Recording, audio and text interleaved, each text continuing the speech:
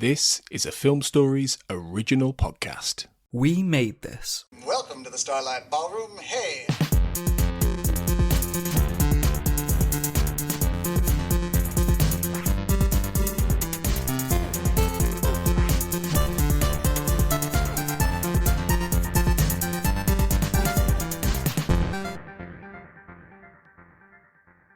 Hello and welcome to Shipwrecked and Comatose, the podcast about Red Dwarf here on the We Made This podcast network. My name is Mark Adams and I am your host for this special episode between Series 6 and Series 7 of our show. And as is kind of becoming the norm with the specials, we're doing something a little bit odd. I've not got any of my regular co-hosts with me because I'm having a conversation with two brewers about their Red Dwarf themed beer. So first of all, I'd like to say hello to Nick Wright from Torrside Brewery. Hello, Nick. Hello there. And hello to Peter Rowland from First Class Ale. Hello there. Welcome to the podcast, both of you. I brought you on because I have drank a beer called Duane Dubbley, and my mind went a bit, well, this is Red Dwarf themed. I've got a Red Dwarf podcast. Why not approach the brewers who made this?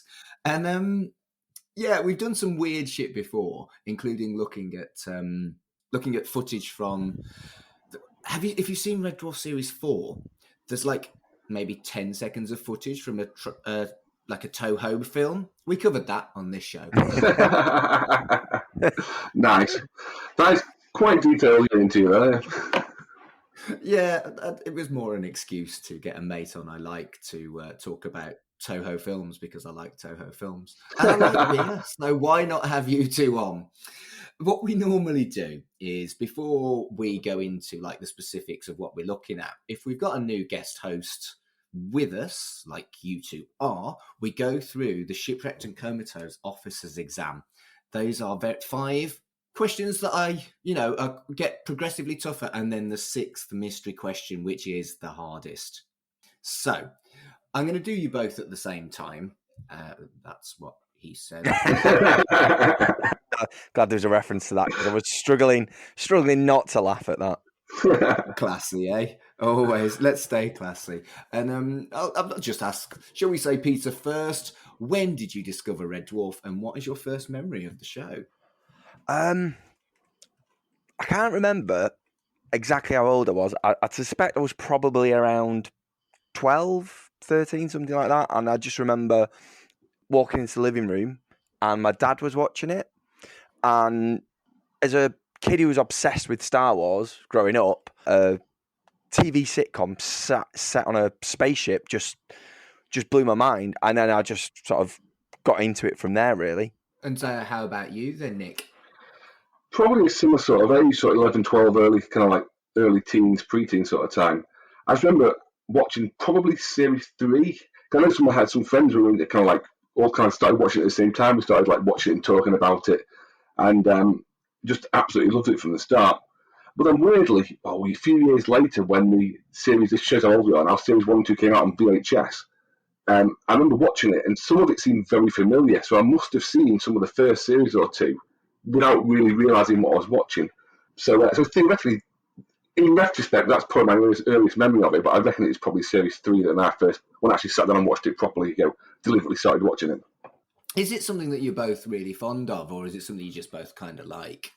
From my point of view, from that sort of age until I'd say late teens, I watched it a lot, and I mean a lot. I had pretty much all of it on, again, VHS, so showing all them again, but and then me and one of my friends across the road, we used to have a little game we'd play, where every now and then we'd just say a Red Dwarf quote to each other, and the other one had to name what episode it was, what series it was, and who said it, basically. Nice. So we quite a big fan when I was younger. I still watch it now, to be fair. Not as much, but often it's on Dave, and I often sit down and watch a few episodes if it's on in the evening, because it's still funny now, especially the first few seasons.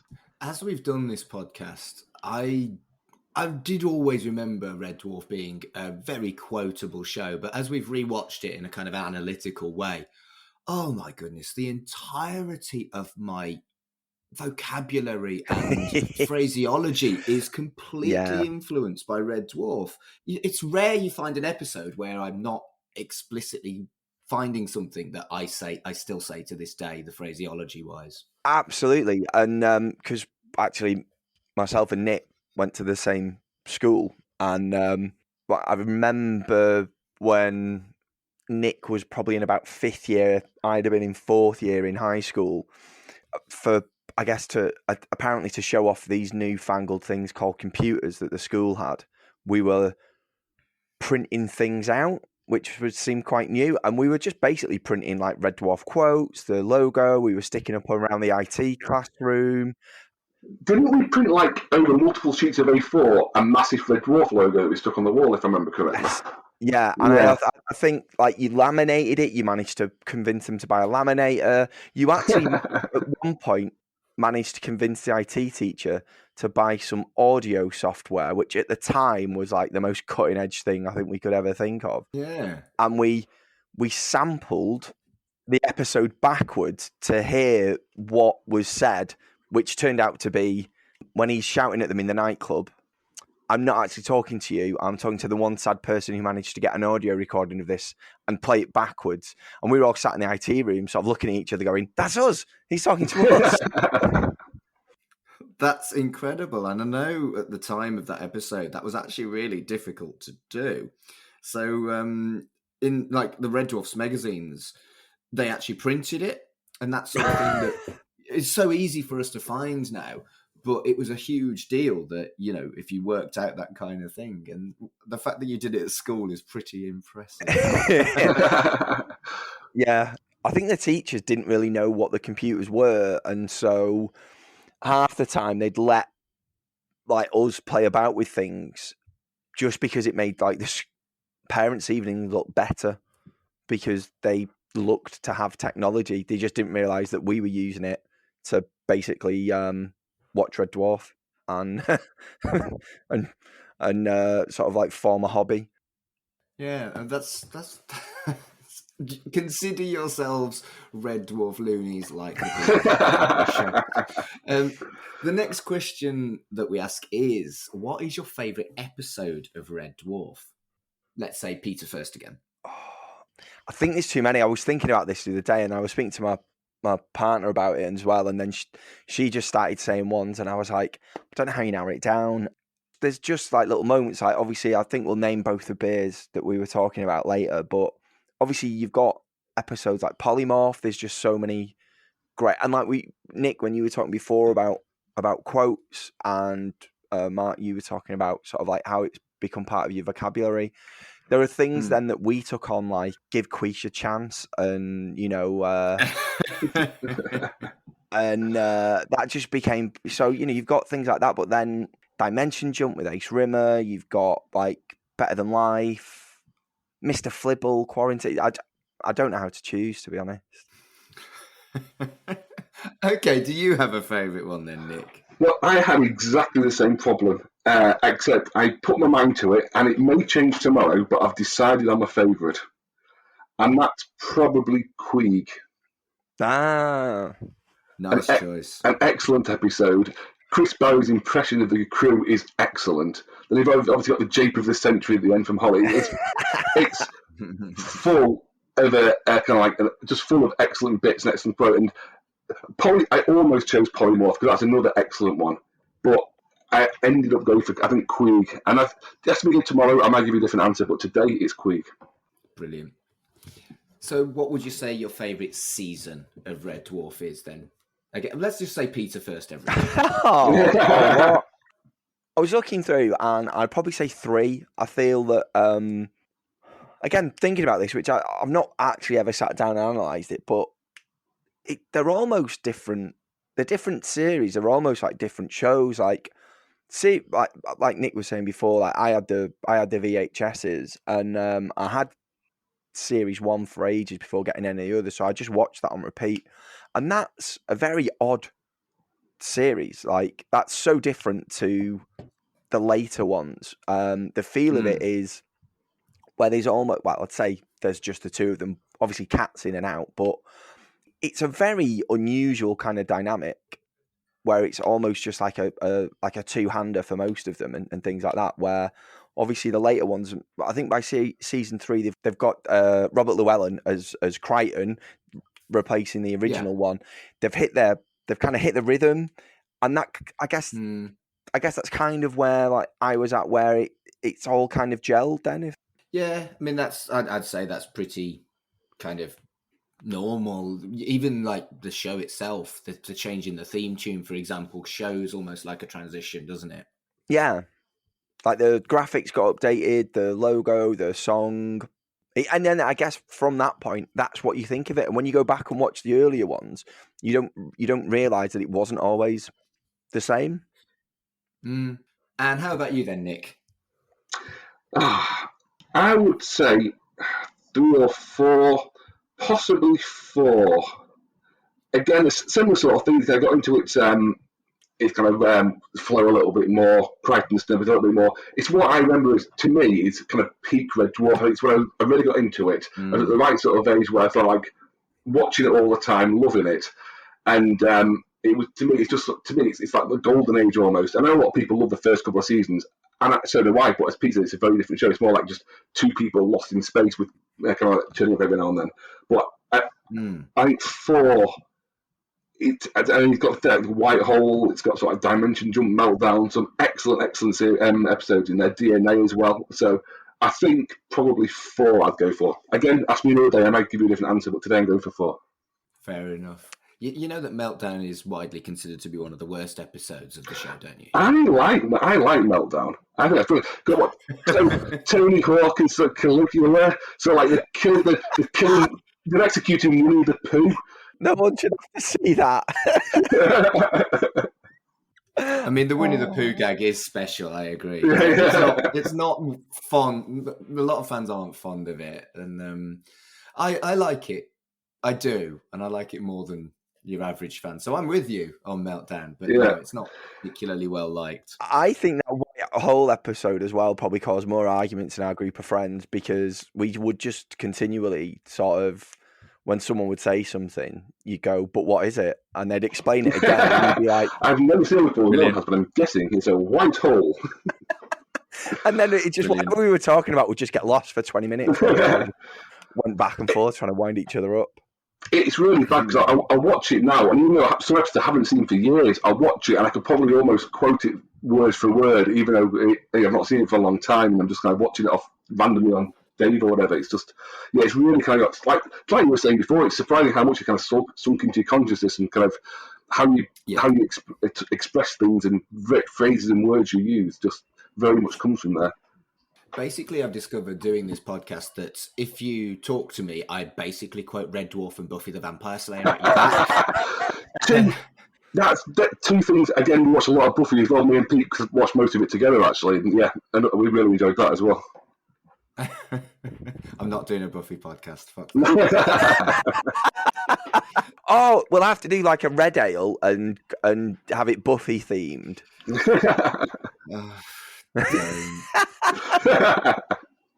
Right, we're going to move on. Who is your favourite character in Red Dwarf, Peter? I think of the regular cast, Holly. It was when I was younger, it was definitely Lister, but looking back, it's just the deadpan delivery of absolutely all the lines, the intros to the first, to the first series and things like that. Are you including both Hollys here, or is it explicitly Norman Lovett's Holly? No, I'd say both, because I think, and again, I think the transition worked really well as well. I mean, I've not watched a lot of those episodes for a long, long time, but I do remember genuinely liking both. I don't know what anyone else's opinion was of the swap over, but I think she's generally quite well liked because the actor is so incredibly lovely at Red Dwarf conventions. Oh, really? Yeah, I think she's kind of... There's a lot of kind of speculation on why they stopped having Holly in the show, and it's more along the lines that the tech stuff went to Crichton, so there wasn't that much for Hattie Hayridge's Holly to do, and so that's kind of speculated as quite likely why she was dropped. Was that around the time that they left the ship as well? That they were Series 6, basically yeah. just on Starbug. So I guess it was a That's way right. of explaining why they'd gone. I don't know. I Yeah, mean, I've never that's looked exactly into it. it. I don't know the reason why Norman Lovett left and got replaced by Hattie Hayridge. I'm not sure if there was any kind of acrimonious issue It's with not as that. acrimonious as we used to think it was. He basically moved away and it didn't work out. And I think there was possibly a dispute on pay as well. Right. But they patched it up, obviously, because he came back for Red Dwarf 8. Yeah. And so what about yourself, Nick? Who's your favourite character? I think I go with Holly as well for very, very similar reasons. I probably slightly prefer Norman Lovett, but both of the characters are excellent and they both do it really well. But yeah, I think I'm also going to go with Holly, I'm afraid.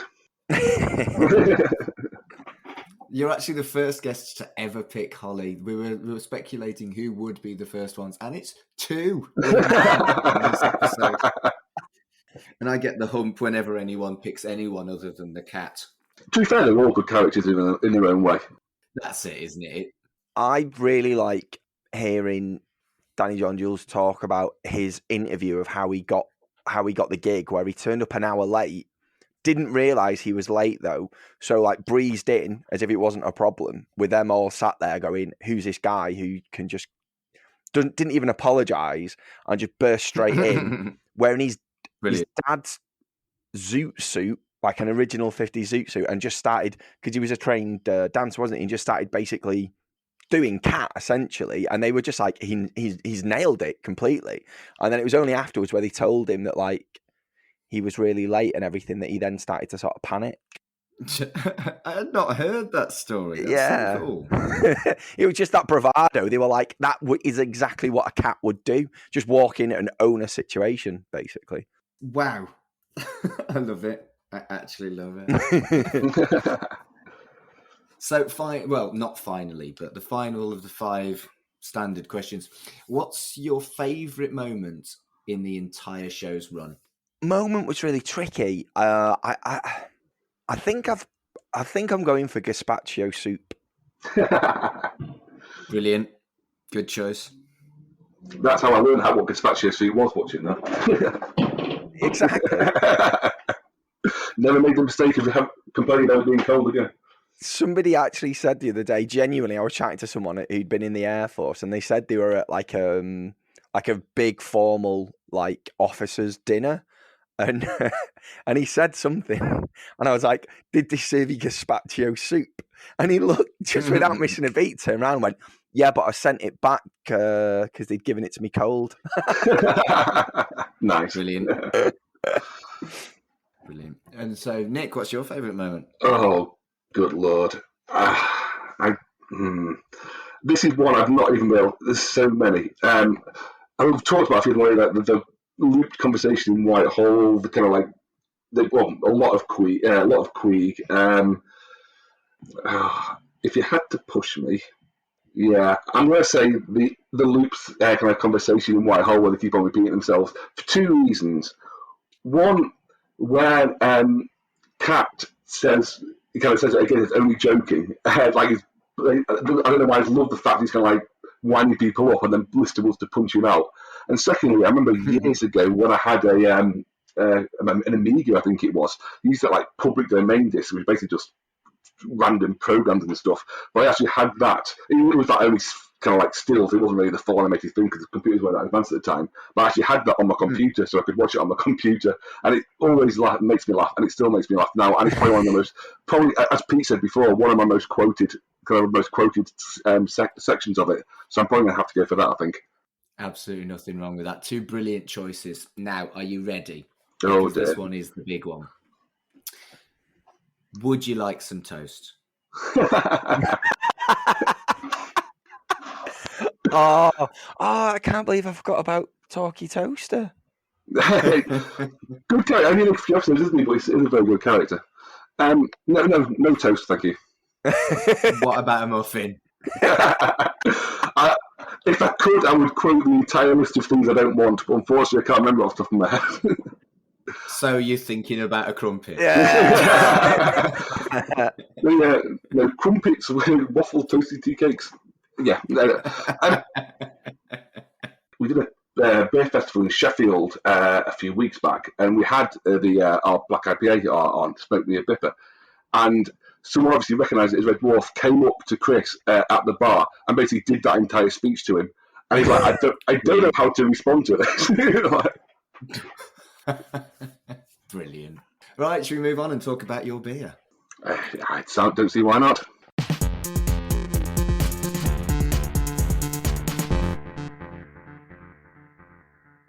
So, tell me about these beers. What are the beers that you have made that are Red Dwarf themed? Basically, we did the pun came first, I think. Obviously got Smoke Me a Kipper, obviously, is the original quote. And we thought, well, there's that IPAs, and you have like various different versions of IPAs. And IPA, I don't know how much people know about beer, so I'll go fairly, start from the beginning and work up. Yeah, go Ladybird book with pictures, I think. Fair enough. Okay, well, an IPA, a normal IPA is usually reasonably strong, I'd say 6% above, quite hoppy, so a lot of usually American hops, the more modern ones anyway, so you get a lot of like citrus, kind of like fruity, piney flavours in there, and it's quite bitter. Well, at least the IPAs we like are, there are various different versions, but let's talk about the classic IPA. Now, you can have a stronger version of that, which is called a double IPA, which abbreviated to DIPA or Dipper. And then there's also a new one called Black IPA, which is a Bipper, BIPA. So the pun came first. You get Smoke Me a Dipper or Smoke Me a Bipper, because we love smoked beers at Torrside. So we decided there's no reason why we can't do a smoked version of one of these beers, and that purely to use that name. And then we spoke to, well, why not? You have to have a starting point somewhere, and a bad pun is as good a starting point as any. And then we spoke to Rick and Peter at First Glass Ale, and we kind of talked about doing a collab, and we mentioned this idea, and they were fully on board with it. So they came over to us, and we brewed the beer. So yeah, so the theme of the beer is basically around the pun. And that's Smoke Me a Dipper. Yeah, so Smoke Me a Dipper, that'll be a double IPA, which we haven't done yet. We may do it at some point, but we did a Bipper, which is a black IPA. So okay, so normal IPA is usually quite pale. So IPA stands for Indian Pale Ale. So a black IPA has got black and pale, which is a bit of an oxymoron, really, which some people really hate the kind of phrase for that. But basically, it's a normal IPA, but with some dark malts in there to give it a slightly roasty flavour. So it's almost a mix between a little bit of a stout or porter and an IPA. And that's what the beer is. So yes, a Smoke Me a Bipper was where we went in and decided to go down that road. And then you decided that you wanted more puns and more Red Dwarf themed beer.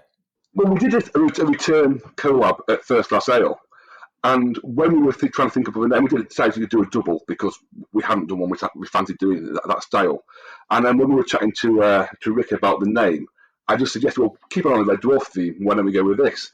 And they loved it over there, and hence the second beer with the Red Dwarf name was born. And that is. So that is Duane Dubbley.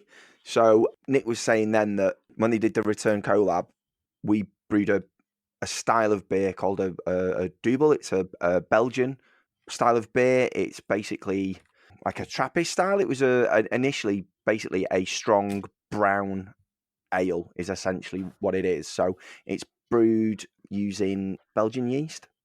Right. And then, so the naming convention literally came second with that one.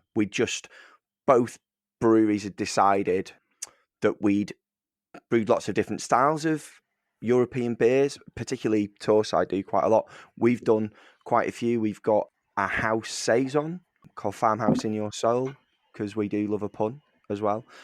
And they might be giants. And they might be giants. So we're not averse to sort of naming beers for that reason. But like a double, like a strong Belgian ale, we'd not done that style. So, and then once we'd done it, as I said, Rick came out and said Nick suggested Duane Dubbley, and I was like, oh, that's going to be perfect then. And then I don't know if you've actually seen a copy of the can at all, Mark. No, I've not had any Smoke Me a Bipper yet, but I have had a Duane Dubbley, but I had that in a pub, so that was served to me in a proper pint glass. So no, I've not seen the can. Maybe you could send some photos over, and I'll stick them on the podcast social. Yeah, I mean, I don't know. I assume it was on the pump kit, but you might not have been able to see it fully. But basically, Richard's done a rather fetching. I don't know what you would call the style, but it's essentially what Duane Dubbley would be wearing. Oh, it It's looked a like rather- his body warmer. Yeah. It did, yeah. On the pump, it looked like his body warmer. So Absolutely that's right, yeah. essentially wrapped around the can. So it does Brilliant. look very much like very nice knitwear, which is unusual for modern beer stylings. But yeah, the Bipper I'm actually just drinking now, and I've got to say I've not tried it before. I've got my other half driving to the brewery this morning to pick one up, and it's absolutely amazing. Nick, have you drank a lot of the Bipper? I drank a fair bit of it. So we had it on the festival of the week. I drank quite a lot of it then. It's gone down really well, actually. We'll have to make sure you get a bottle or two to your mark so you can try it. Thank you. It's quite. If you like, it's an unusual style, but people seem to really enjoy it because smoked beer doesn't sell very well generally. Because it's people generally we love smoked beer. Not everybody likes smoked beer. It's very, very divisive. I just love that you've basically set up an almost exclusively smoked beer brewery and then said... That's not entirely true. We do a lot of normal stuff, but it's like the smoked beer we're known for because it's not often brewed in the UK. So black IPAs sell okay on and off, but basically those two styles together is quite an unusual combination. But people, when they drank it, got a lot of good feedback from it. People really enjoying it. So yeah, I'll have to get you a few bottles, Mark, see what you think of it. Oh, thank you. That would be cool because I really did genuinely like the Duane Dubbley. I was like, what if it's shit?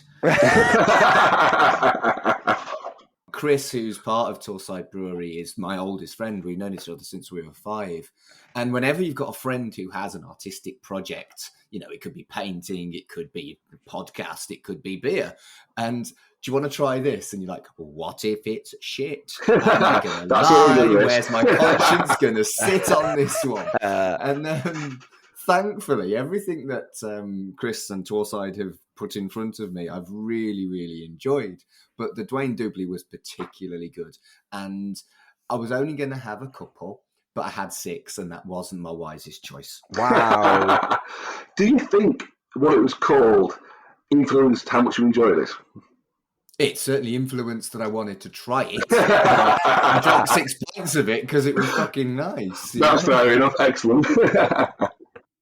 And I do work behind a bar like part-time, and similar to what you were talking about before, where someone came up to Chris and started quoting Red Dwarf, I got that like 3 or 4 times, pouring a pint of that beer. So it has definitely got folk talking, but it is folk of a certain demographic.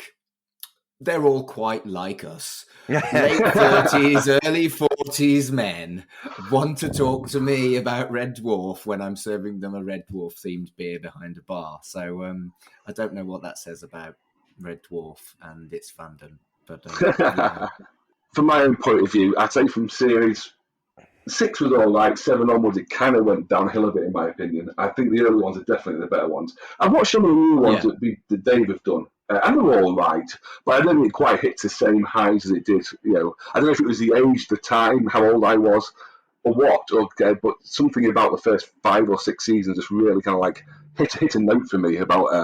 So I think if a lot of people think the same way, then people our age, I suppose, are going to remember that fondly and want to talk about it. Yeah, I think that's true. And so there was really no kind of thought behind it other than you wanted a Red Dwarf pun for the name of one of your beers. That was literally it. Yep, and what was especially good about that is Chris, as you mentioned before, is usually very anti-punning beer names because there are a lot of rubbish beer names out there on puns. Sorry, Peter, and obviously First Class is not included in this. But he's usually very, very anti-pun. A few occasionally, he'll slip a few through. But this one, I think he just appreciated it so much. It was such a bad/good pun that he's willing to work with it. And well, I'm glad he agreed to that name.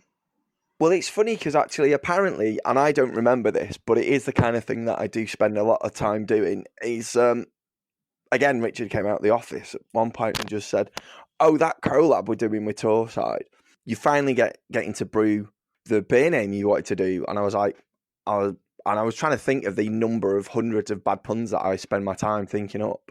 And then he said it's the smoke me a BIPA. And I was like, I can't remember suggesting that. That was years ago. That was like pre-lockdown. And then he was saying that apparently Peter at Torrside had thought of it this time around. So it's clearly sort of been kicking around in our subconscious for quite a bit. It's just such an obvious one to go with for us lot, though. It's I'm amazed it's took us so long to actually get around to doing it, really. So are you planning on any more Red Dwarf themed beers? If not, what about maybe beers on other British sitcoms? Nothing planned at the moment, although never say never, because we're usually quite bad at thinking up names. So if we come up with another good kind of like working Red Dwarf or other British sitcom name, Blackadder or whatever, then we're not against it, but there's no plans for it at the moment. We inadvertently started doing TV detective series beers, which I'm not sure that Richard is overly thinking about pursuing, but it started with there's a type of hop called Columbus, and this is a stretch, but from Columbus we went to Columbo, and then we called a beer just one more thing. Fantastic. So I actually went to Budapest a few years ago, and there's a statue of Peter Falk there, and I took one of our beer labels over, relabeled a bottle while we were there, and kind of like put it in the statue's hand as if he was holding it. Nice. Yeah, I like that. But then I started looking at other hop names and then trying to. So we did one. There's another hop called Magnum. So we did a Magnum one, Magnum PI. Of course. Should have really been Magnum PA for like pale ale, but I think Magnum PA has been done before, hasn't it? I'm sure. Has it? Someone did that. Yeah. Well, but then the other day I saw one now that there's one called Endeavour, so I'm gonna try and push for a Morse themed beer, I think. Brilliant.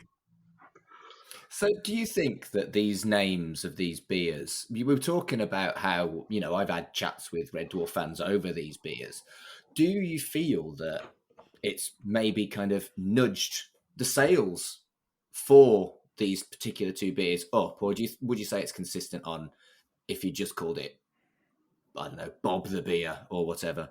It's very hard to say. I think it definitely gets more attention because Red Dwarf fans will notice it, will laugh, will retweet about it, or things like that. But I'm not sure it's how much it's actually increased the sales. Because we name beers after usually it's song lyrics and albums and things that we get all our inspiration from more than TV shows. So people do sort of like a similar sort of thing. It's a band they like, they'll kind of talk about it, retweet it. So I think we often get that anyway for other beers. But I think the Smoke Me a Bipper, I think I think people are drawn to it for the name. And I think like you were saying about the Duane Dubbley before, actually, people are drawn to it for the name, have a laugh, drink it, really enjoy it, and so we'll drink more of it. But I couldn't honestly say that our sales have increased because of the name, I don't think. I mean, I think if someone tries it because of the name and it's not good, that might actually be damaging. But I think there's a confidence in using the novelty to get people to try something that you're confident that they will like. Do you think that's fair? Yeah, I think that's fair. And I was saying before, both the styles, the black IPA and the smoked beer, are usually quite hard sells. If you're at a festival or kind of at the brewery or speaking to the customer face to face, I'll often try it. But trying to get shops or pubs to buy those beers can be quite tricky sometimes because they don't want to take the risk in case no one buys it. So I do think that the beer that we really enjoy and we think work really well, getting people's attention by giving it a name they're going to recognise and like, I think it's definitely I think that has helped and it's definitely a good thing to have done, I'd say. And I know breweries, particularly smaller breweries like yourself, kind of will do a batch of something and either leave it be and never do it again, or it will take a year or so for you to do another batch of it. What is the plan with these beers? Have you got much left? Can people get it? And how long can they get it for? Well, from Torrside's point of view, we still have some left. It's selling reasonably well, but I'd say it'll be around. I'd say for the next couple of months. I'd say, unless we have a massive rush. If everyone listens to this podcast, go out and buy some, then maybe it'll sell out. But I think it'll be out. It's probably got another month or so left before we run out. And it's gone down so well, and we enjoyed it so much. I imagine we will brew it again. But like you say, it may well be next year, later on this year, next year, possibly before we do it again. I mean, it's only fairly recently come out. I think it was only the start of the year, first few months of the year it came out. Was it January we brewed it? So it would have been sort of like February it came out. So it's been out about a month or so. So there's still plenty left if you want to buy some. Brilliant. But you're going to be doing it in batches by the sounds of it. It's not going to be one that's consistently available. I doubt it. We haven't ruled it out yet, but I doubt it very much.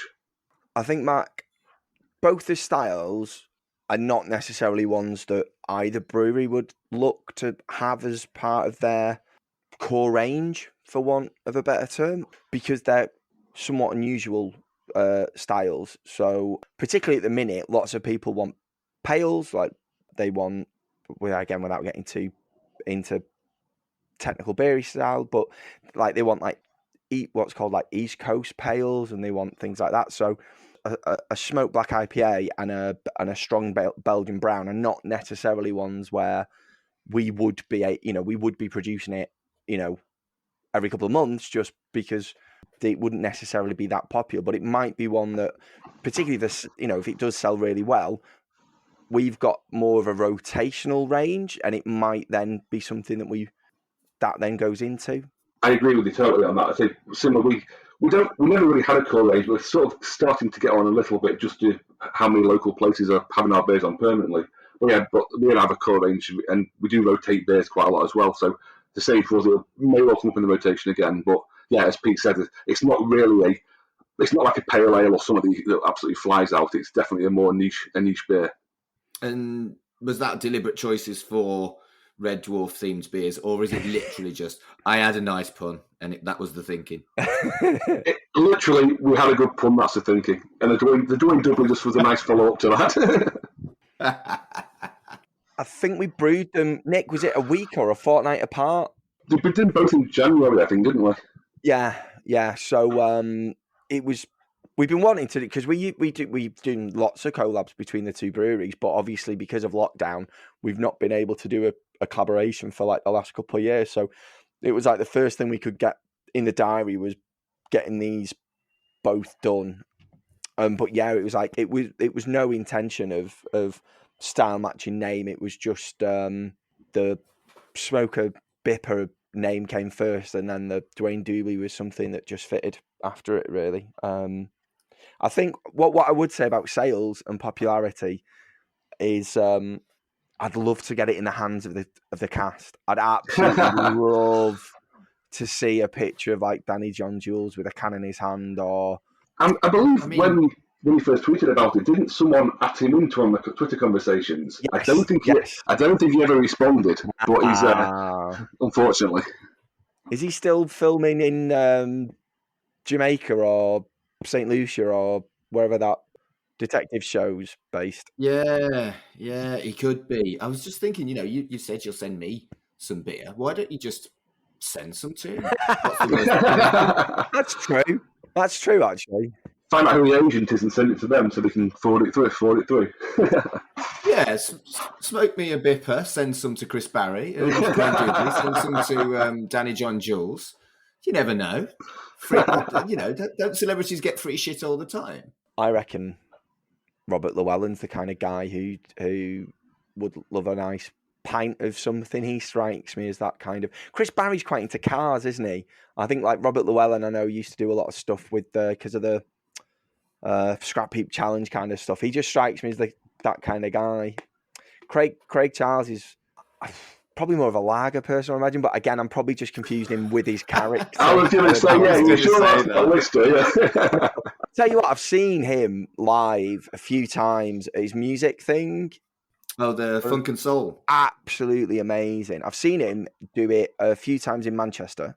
I think he lives somewhere not far away from Manchester, I think he lives in like one of the nice posh suburbs of Okay. Manchester somewhere, because he does his Radio 6 show in Manchester and then he plays his funk and soul in Manchester. But I saw him, he used to curate a music festival in Birmingham, the Moseley Jazz Festival, it was called. Right. And he did his funk and soul show there as well. It's really, really good. And the support people he gets on are fantastic. So if I go again, I'll see if I can smuggle a can past security and I'll... Contraband can. Brilliant. Yeah. Love it. He's probably thinking, what the hell is this person trying to hand to me? Yeah, true. I'd love to see that. I've finished the BIPA. I'm now moving on to the Duane Dubbley. I'm jealous now. I should have picked up some beers. Oh, never mind. Wow. Yeah, well, I live in a dry household, so I couldn't have done it even if I wanted. Oh, really? To, but yeah, so I'm going to try and get my hands on a BIPA. And I think that leads me on to the final question, really. Basically, plug your shit, boys. Where can people buy these beers? Is it available online, or can you tell us some pubs where they can get it? Can they order them straight from you? How do we get your beer? Okay, so if you go to the website, firstclassale.co.uk, and have a look at the beer shop, both beers are available to purchase from the web shop. It's free delivery within 10 miles of the postcode SK5. That's S for Sierra, K for Kilo 5. Stockport way, though, right? Yeah, so it's within 10 miles of that postcode, which is in Stockport. So it's a pretty big area, actually. And you can we'll still post it out past that. There is postage for other parts of the UK, and it's a free delivery around the UK if your order is over £50. So both beers are available on there, along with lots of other beers by both ourselves and Torrside. Are you planning on taking any of them to any beer festivals that are coming up? So no plans at the moment. We had some in Sheffield the other week, but I don't think there are any more festivals coming up at the moment. But if you keep an eye out for tap dates for Torrside, we do them all over summer up until September. So if you come along there, you'll be able to. We quite possibly will have the beer on there, and if nothing else, we'll have some bottles. Probably have some bottles in the fridge. I think we've got some cans of the Duane Dubbley as well. If you want to pick some up while you're at our tap. Brilliant. So tell me your social medias and anything else you want to plug about your breweries. Just search for Torrside Brewing, and we're on Twitter, we're on Facebook, we're on Instagram. Get me details, and we have a website as well, so there's details of the taps on there and the different beers.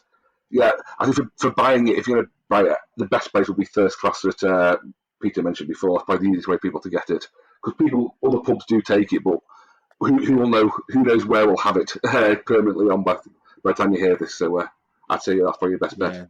And Peter, the socials for yours? It's all on the website, but yeah, we're on Facebook, we're on Twitter, we're on Instagram. I've already given the web address out, so feel free. The link's on there, the shop's on there. Also, if you really want to try it, feel free to go to your local pub, bar, bottle shop, and tell them you want them to get it in, and they can contact us, and we can arrange it. We'd certainly love it if listeners were to maybe in your local area start stocking us. That'd be fantastic. Yeah, well said, Peter. I agree with that totally. So, gents, this has been a fun chat. It's been a weird-ass episode of the podcast, but I've had a really good time. Thank you so much for coming on Shipwrecked and Comatose. Thank you very much for having us. I really enjoyed it. It's been great to talk about Red Dwarf like this. It's been quite a while since I've actually had a proper conversation about it, so no, I've really enjoyed it. Thank you very much. Thank you so much for having us, man. I've really enjoyed it. It's been great. And we'll hopefully all meet up actually at some point as well. That would be fantastic. It would be good, actually, yes. Why the hell not? That sounds a lot of fun. So thank you very much for joining us for another episode of Shipwrecked and Comatose. And until next time,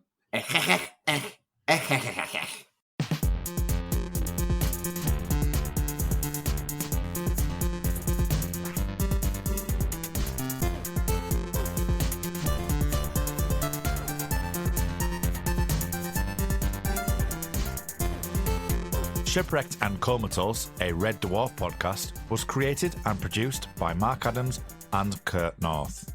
You can find us on Twitter at Red Dwarf Pod, and we are part of the We Made This Podcast network, which can be found online at wemadethispod.com or on Twitter at wemadethispod. Hello everyone, this is Tony, Network Chief of We Made This. As you know, our podcast network brings together a brilliant assortment of talent who talk about all kinds of pop culture content, such as the episode you just listened to. We're not going anywhere, but we'd love to keep the lights on for even longer if you're able to support our network on Patreon. For just £2 a month, you get your name in lights and the satisfaction of knowing you're helping us produce more great audio. And for £3 a month, you'll get your name in lights, but you'll also get access to an exclusive bi-monthly podcast from the We Made This talent pool on podcasting, pop culture, and, well, you tell us. We'll take your suggestions. For less than the price of a coffee per month, you can help keep We Made This going.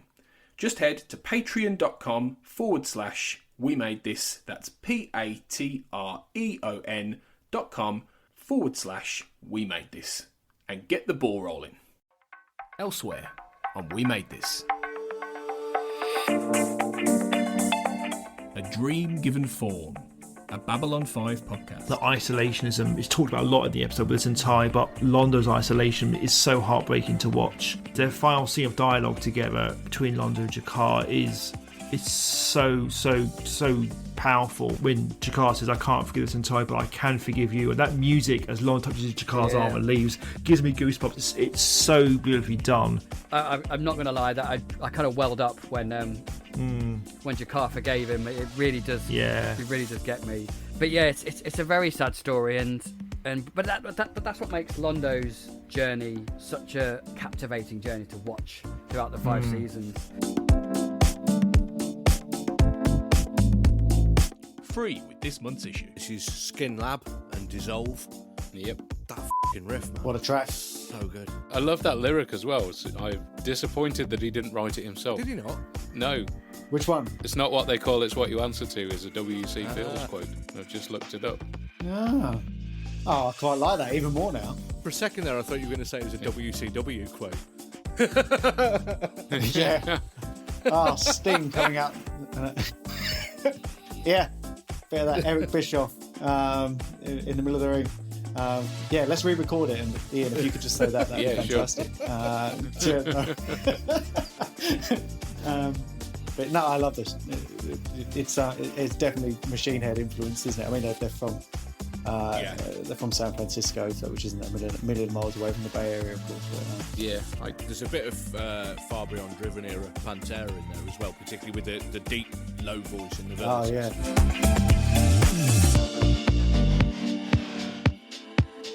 Geek Polymath. So what is it about RuPaul's Drag Race that particularly appeals to you over everything else that you could possibly like in geek culture? It's impossible to narrow it down to one thing because it's literally everything about it is everything that I like.